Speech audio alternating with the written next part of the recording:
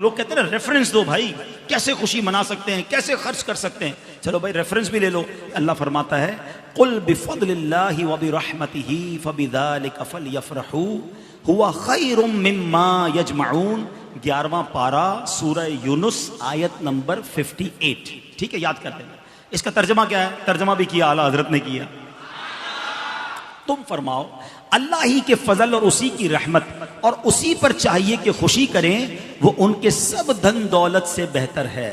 اللہ کی رحمت اور فضل پر خوشی کریں تو سب دھن دولت سے بہتر ہے. اچھا، پھر اللہ کی کوئی بھی رحمت ہو تو خوشی کرنے کا حکم ہے، تو جو سب سے بڑی رحمت ہو، جو سب سے بڑی نعمت ہو. اب آپ ہو سکتا ہے کوئی کہے یار نبی پاک اللہ کی رحمت ہے، یہ کہاں سے آیا بھائی؟ اور پھر قرآن کا ریفرنس دے دیتا ہوں.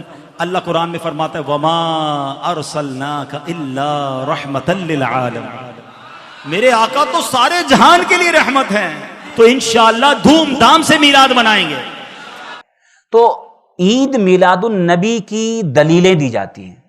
اپنے اس عمل کو ثابت کرنے کے لیے دلیلیں پیش کی جاتی ہیں اور قرآن سے دلیلیں دی جاتی ہیں.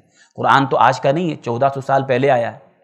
لیکن لوگ اس بدعت کو، اس اپنے نکالے ہوئے عمل کو ثابت کرنے کے لیے قرآن سے دلیلیں دیتے ہیں. ایک سورہ یونس کی آیت ہے قل بفضل اللہ وبرحمتہ فبذلک فلیفرحوا. یہ سورہ یونس کی 58 نمبر کی آیت ہے. فلیفرحوا سے وہ جو ہے ذالک هو خیر مما یجمعون، آگے پوری آیت ہے.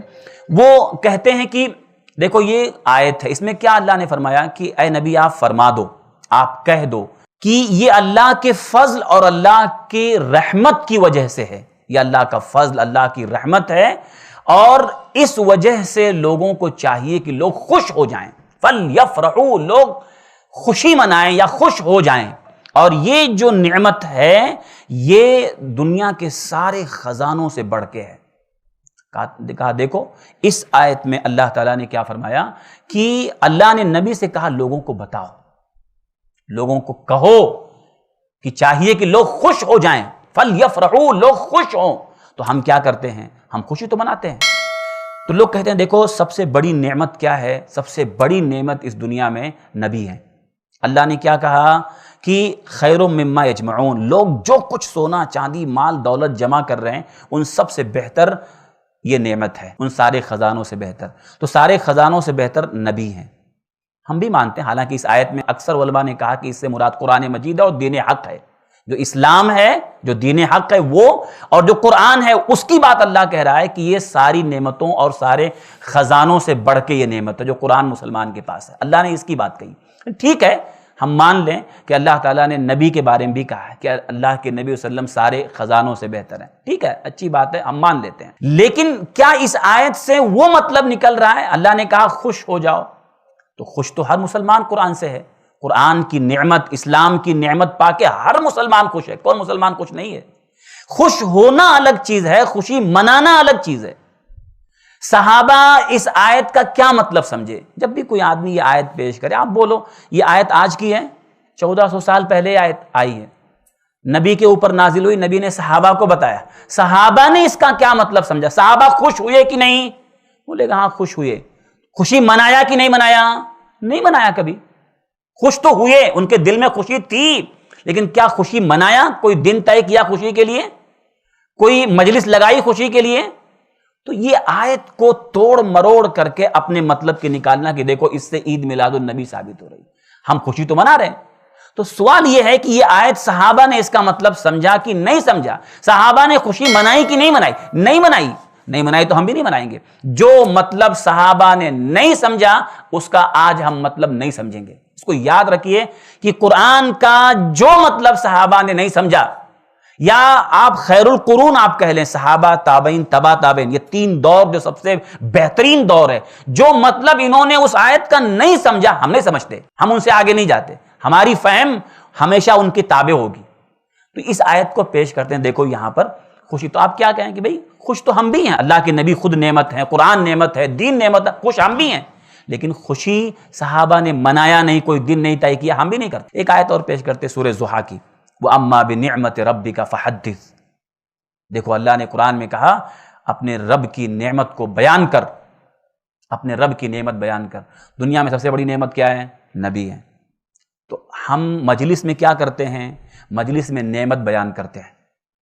جو ہم مجلسیں لگاتے ہیں عید میلاد کی، اس میں ہم نعمت بیان کرتے ہیں. تو اللہ نے کہا نعمت بیان کرو، نبی سے بڑھ کے نعمت کوئی ہے نہیں، تو ہم نعمت بیان کرتے ہیں. تو آپ وہی سوال ریپیٹ کرو کہ یہ آیت تو 1400 سال پہلے آئی ہے قرآن کی، تو نبی نے جب یہ آیت پڑھی تو نبی نے اس کا مطلب کیا سمجھایا صحابہ کو، اور صحابہ نے اس کا کیا مطلب سمجھا؟ صحابہ نے نعمت بیان کیا کہ نہیں بیان کیا؟ انہوں نے اس آیت کا مطلب سمجھا کہ نہیں سمجھا؟ اور نعمت بیان کرنا اچھی بات ہے. اگر اس سے مراد یہ آدمی لیتا ہے کہ نبی نعمت ہیں اور اس کو بیان کرنے کا اللہ نے حکم دیا، ٹھیک ہے، تو اس کے لیے سال میں ایک دن بس. ارے نبی تو زندگی بھر نعمت ہے نا بھائی. ایک مسلمان کے دل میں اللہ کے نبی صلی اللہ علیہ وسلم کی محبت اور نبی کی نعمت پا کے تو وہ زندگی بھر خوش ہے. تو اس کو بیان کرنے کے لیے ایک دن طے کرنا، کیا اس آیت میں یہ بتایا گیا کہ سال میں ایک دن فلاں تاریخ کو نبی کی نعمت بیان کرو؟ ایسا ہے؟ نعمت بیان کرو، ہمیشہ بیان کرو. نبی کی تعریف ہمیشہ کرو، نبی کی تعریف زندگی بھر کرو. اس کے لیے ایک دن طے کرنا ایسا ہے یا کیا؟ تو اس سے نکال کر کے کہ نبی نعمت ہے ہم بیان کرتے ہیں. بھائی بیان کرو، ہمیشہ روز بیان کرو. ایک دن کیوں؟ سال میں ایک دن کیوں؟ آپ کو سال میں ایک ہی دن آتا ہے نبی کی نعمت بیان کرنے کے لیے.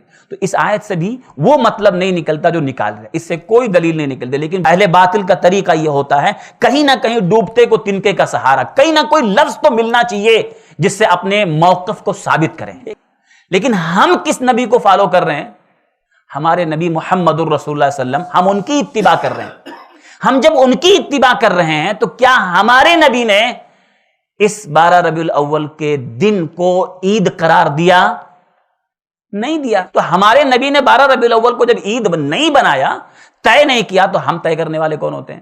تو اس آیت سے وہ جوڑ جاڑ کے نکالنا کہیں سے بھی کچھ بھی، کیا صحابہ نے اس کا وہی مطلب سمجھا جو آپ سمجھ رہے ہیں؟ تو ہمیشہ صحابہ کو نمبر 1 پہ رکھنے کا. کوئی بھی آیت پیش کرے کوئی آدمی، یہی بولنا صحابہ نے کیا سمجھا. آپ صحابہ کا سوال کریں، بہت ساری بدعتوں کی آپ جڑ کاٹ دیں گے. کیونکہ صحابہ سب سے پہلے کرائٹیریا ہے وہ جو انہوں نے سمجھا وہی سمجھنے کا، جو نہیں سمجھا وہی سمجھنے کا. عید میلاد النبی منانے کی، جبکہ اس سے کچھ بھی ثابت نہیں ہوتا. یہ آیتیں ان کے پاس بھی تھیں، انہوں نے ان آیتوں سے عید میلاد النبی نہیں منایا، آج بھی نہیں. تو خیر القرون صحابہ، تابعین، تبع تابعین، تینوں دور میں کبھی یہ بدعت نہیں تھی، بعد میں ایجاد ہوئی. تو یہ اہل باطل کا ایک طریقہ ہوتا ہے کہ دلیلوں کو توڑ مروڑ کے اپنے مطلب کی نکالنا. اللہ تعالی ہم سب لوگوں کو اہل حق کا منہج قبول کرنے کی، اس پہ چلنے کی توفیق عطا فرمائے، اہل باطل کے منہج سے بچنے کی توفیق عطا فرمائے. آمین. تقبل.